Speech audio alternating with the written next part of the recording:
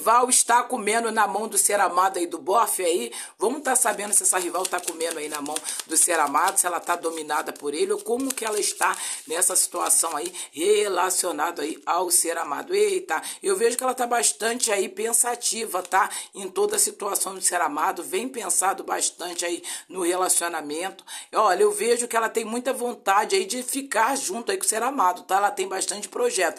Tem muitas situações que ela tá comendo na mão dele, sim, cigana. Por quê? Porque vem mostrando que ela tem vontade de casar até mesmo formalmente, tá? Essa rival nos pensamentos dela, ela acha aí que encontrou aí o amor aí da vida dela, que é o amor, que é o relacionamento certo, tá? Então, sim, a rival aí tá comendo na mão dele e vem mostrando que ela tá com grande vontade aí de estar construindo, tá? Um relacionamento, construindo uma convivência, tá sentindo aí, né, que ele pode ser a pessoa certa, a pessoa ideal. Então eu vejo que ela tá fazendo de tudo aí para tentar formalizar